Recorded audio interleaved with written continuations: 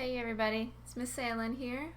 We are going to finish up our read aloud of We are not reading Percy Jackson, of The Magician's Nephew by C.S. Lewis. Y'all have got Percy Jackson on the brain. They announced that they're putting a Percy Jackson series on Disney Plus, and I'm real excited about it. I don't have Disney Plus yet, but it'll happen at some point. Anyways, we are finishing this book today. We've got 2 more chapters. Last we saw Diggory and Polly. They had traveled to the location that Aslan had sent them to pick a apple from a tree to deliver to Aslan. And the witch was there to try to tempt Diggory, I suppose, into taking it for himself and using it. But it seemed like there was going to be some kind of trick along with it. And he almost agreed with her to just take the apple back home to his mom real quick, using the rings to quickly go in and out, transport himself, but he didn't, because the witch just said, "Oh, leave Polly here, no big deal." And he said, "Absolutely not." Because Polly and Diggory have been through some stuff now, so they are in it together, I'd say. But it's Diggory and Polly and Strawberry, now known as Fledge, because he is a flying horse, made it back to where Aslan and everyone else was. And now we're in chapter 14, which is called The Planting of the Tree. "Well done," said Aslan in a voice that made the earth shake. Then Diggory knew that all the Narnians had heard those words, and that the story of them would be handed down from father to son in that new world for hundreds of years, and perhaps forever. For he was in no danger of feeling conceited, for he didn't think about it at all now that he was face to face with Aslan. This time he found he could look straight into the lion's eyes. He had forgotten his troubles and felt absolutely content. "Well done, son of Adam," said the lion again. "For this fruit you have hungered and thirsted and wept. No hand but yours shall sow the seed of the tree that is to be the protection of Narnia. Throw the apple toward the river bank where the ground is soft." Diggory did as he was told. Everyone had grown so quiet that you could hear the soft thump where it fell into the mud. "It is well known," said Aslan. "Let us now proceed to the coronation of King Frank of Narnia and Helen, his queen." That's right, Aslan dubbed the cabbie, whose name is Frank, and his wife, that he just poofed into Narnia, as the new king and queen over the land, because he judged them to be people of good character, people that would work hard to, plant crops and be good farmers and be fair and good rulers.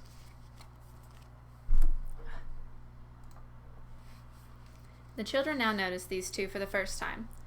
They are dressed in strange and beautiful clothes, and from their shoulders rich robes flowed out behind them to where 4 dwarfs held up the king's train, and 4 river nymphs the queen's. Their heads were bare, but Helen had let her hair down, and it made a great improvement in her appearance. That's a little rude. But it was neither hair nor clothes that made them look so different from their old selves. Their faces had a new expression, especially the king's. All the sharpness and cunning and quarrelsomeness which he had picked up as a London cabbie seemed to have been washed away, and the courage and kindness which he had always had were easier to see. Perhaps it was the air of the young world that had done it, or talking with Aslan, or both. "Upon my word," whispered Fledge to Polly, "my old master has been changed nearly as much as I have. Why, he's a real master now." "Yes, but don't buzz in my ear like that," said Polly. "It tickles." "Now," said Aslan, "some of you undo that tangle you have made with those trees, and let us see what we shall find there." Diggory now saw that where 4 trees grew close together, their branches had been all laced together, or tied together with switches, so as to make a sort of cage. The 2 elephants with their trunks, and a few dwarfs with their little axes, soon got it all undone. There were 3 things inside. One was a young tree that seemed to be made of gold. The second was a young tree that seemed to be made of silver. But the third was a miserable object in muddy clothes, sitting hunched up between them. "Gosh," whispered Diggory, "Uncle Andrew!" To explain all this, we must go back a bit. The beasts, you remember, had tried planting and watering him. When the watering brought him to his senses, he found himself soaking wet, buried up to his thighs in earth, which was quickly turning into mud, and surrounded by more wild animals than he ever dreamed of in his life before. It is perhaps not surprising that he began to scream and howl. This was, in a way, a good thing, for it at last persuaded everyone, even the warthog, that he was alive. So they dug him up again. His trousers were in a really shocking state by now. As soon as his legs were free, he tried to bolt, but one swift curl of the elephant's trunk around his waist soon put an end to that. Everyone now thought he must be safely kept somewhere till Aslan had time to come and see him, and say what should be done about him. So they made a sort of cage or coop all around him. Then they offered him everything they could think of to eat. Here's a picture of Uncle Andrew being kind of cooped up with all those branches and little thin pieces of wood and things. The donkey collected great piles of thistles and threw them in, but Uncle Andrew didn't seem to care about them. The squirrels bombarded him with a volley of nuts, but he only covered his head with his hands and tried to keep out of the way. Several birds flew to and fro, diligently dropping worms on him. And the bear was especially kind. During the afternoon, he found a wild bee's nest, and instead of eating it himself, which he would very much like to have done, this worthy creature brought it back to Uncle Andrew. But this was, in fact, the worst failure of all. The bear lobbed the whole sticky mass over the top of the enclosure, and unfortunately, it hit Uncle Andrew slap in the face. And not all the bees were dead. So it sounds like Uncle Andrew got stung, pelted with acorns, worms dropped on him, and a donkey threw some thistles at him, which are kind of like prickly weeds. The bear, who would not at all have minded being hit in the face with a honeycomb, could not understand why Uncle Andrew staggered back, slipped, and sat down. And it was sheer bad luck that he sat down on the pile of thistles. And anyway, as the warthog said, quite a lot of honey has got into the creature's mouth, and that's bound to have done it some good. They were really getting quite fond of their strange pet, and hoped that Aslan would allow them to keep it. The clever ones were quite sure by now that at least some of the noises which came out of his mouth had some meaning. They christened him Brandy, because he made that noise so often. In the end, however, they had to leave him there for the night. Aslan was busy all that day instructing the new king and queen, and doing other important things, and could not attend to poor old Brandy. What with the nuts, pears, apples, and bananas that had been thrown into him, he did fairly well for supper, but it wouldn't be true to say that he passed an agreeable night. "Bring out the creature," said Aslan. One of the elephants lifted Uncle Andrew in its trunk and laid him at the lion's feet. He was too frightened to move. "Please, Aslan," said Polly, "could you say something to unfrighten him? And then could you say something to prevent him from ever coming back here again?" "Do you think he wants to?" said Aslan. "Well, Aslan," said Polly, "he might send someone else. He's so excited about the bar off the lamppost growing into a lamppost tree, and he thinks—" "He thinks a great folly, child," said Aslan. Folly is like a mistake, or like dumb. "This world is bursting with life for these few days, because the song with which I called it into life still hangs in the air and rumbles in the ground. It will not be so for long, but I cannot tell that to this old sinner, and I cannot comfort him either. He has made himself unable to hear my voice. If I spoke to him, he would hear only growlings and roarings. Oh, Adam's sons, how cleverly you defend yourself against all that might do you good, but I will give him the only gift he is able to still receive." He bowed his great head rather sadly, and breathed into the magician's terrified face. "Sleep," he said. "Sleep, and be separated for some few hours from all the torments you have devised for yourself." Uncle Andrew immediately rolled over with closed eyes, and began breathing peacefully. "Carry him aside and lay him down," said Aslan. "Now, dwarfs, show your smithcraft. Let me see you make 2 crowns for your king and queen." And that's all Aslan did to Uncle Andrew. So go to sleep, buddy. Don't you even fret about all this nonsense. More dwarves than you could dream of rushed forward to the golden tree. They had all its leaves stripped off and some of its branches torn off too, before you could say Jack Robinson.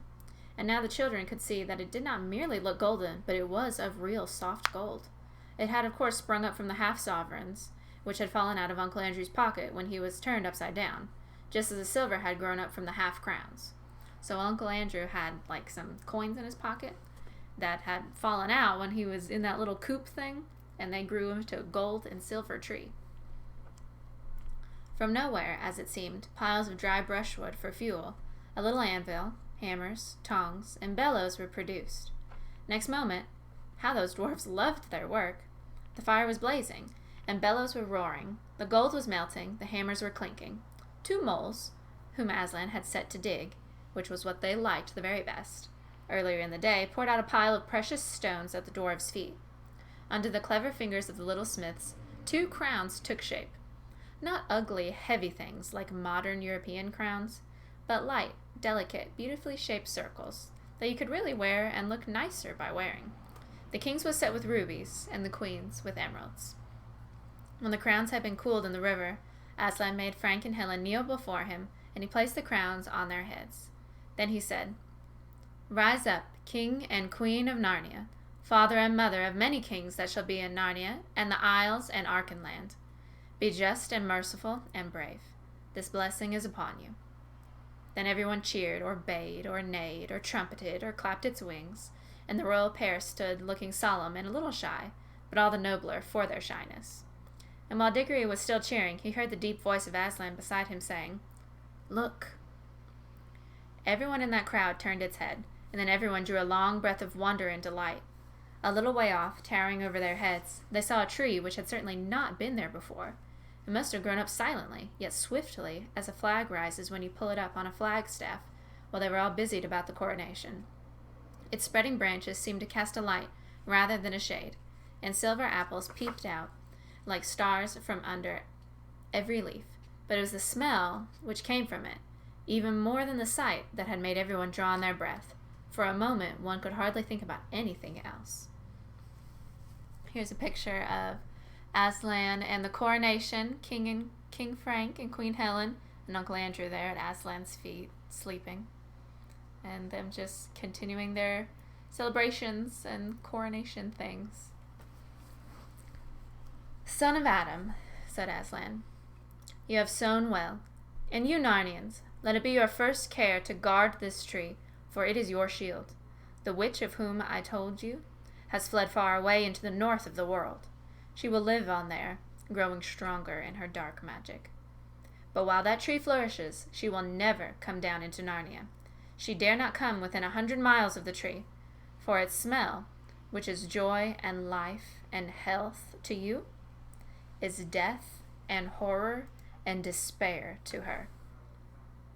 Everyone was staring solemnly at the tree, when Aslan suddenly swung round his head, scattering gold gleams of light with his mane as he did so, and fixed his large eyes on the children. "What is it, children?" he said, for he caught them in the very act of whispering and nudging one another. "Oh, Aslan, sir," said Diggory, turning red, "I forgot to tell you. The witch has already eaten one of those apples, one of the same kind that tree grew from." He hadn't really said all that he was thinking, but Polly at once said it for him. Diggory was always much more afraid than she of looking like a fool.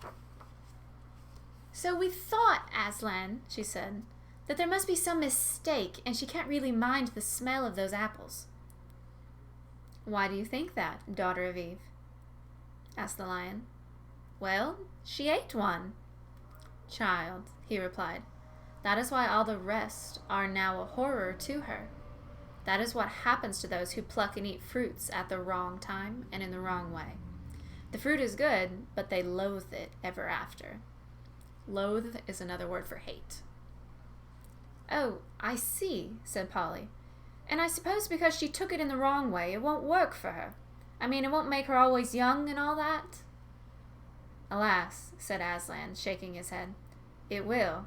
Things always work according to their nature. She has won her heart's desire. She has unwearying strength, and endless days like a goddess. But length of days with an evil heart is only length of misery, and already she begins to know it. all get what they want. They do not always like it. I nearly ate one myself, Aslan, said Diggory. Would I? You would, child, said Aslan, for the fruit always works. It must work, but it does not work happily for any who pluck it at their own will. If any Narnian, unbidden, had stolen an apple and planted it here to protect Narnia, it would have protected Narnia, but it would have done so by making Narnia into another strong and cruel empire, like Charn. Not the kindly land I mean it to be. And the witch tempted you to do another thing, my son, did she not? Yes, Aslan. She wanted me to take an apple home to mother. Understand, then, that it would have healed her, but not to your joy or to hers. The day would have come when both you and she would have looked back and said it would have been better to die in that illness. And Diggory could say nothing, for tears choked him, and he gave up all hopes of saving his mother's life. But at the same time, he knew that the lion knew what would have happened, and that there might be things more terrible even than losing someone you love by death. But now Aslan was speaking again, almost in a whisper. That is what would have happened, child, with a stolen apple. It is not what will happen now. What I give you now will bring joy. It will not, in your world, give endless life, but it will heal. Go, pluck her an apple from the tree. For a second, Diggory could hardly understand. It was as if the whole world had turned inside out and upside down. And then, like someone in a dream, he was walking across to the tree, and the king and queen were cheering him, and all the creatures were cheering too. He plucked the apple and put it in his pocket. Then he came back to Aslan. Please, he said, may we go home now? He had forgotten to say thank you, but he meant it, and Aslan understood. And that's the end of chapter 14. So it looks like Diggory's got something to say to his mom. That's so good. I love a happy ending. What do you guys think of what Aslan was saying about the tree? That it's going to heal Diggory's mom fine because he had permission to take the apple. But the witch, although she's going to be young and beautiful and strong forever, she is going to lead a miserable life. What would you guys have done? Do you think it would be better to be young and beautiful or handsome and strong and all that good stuff forever, or just live like we do?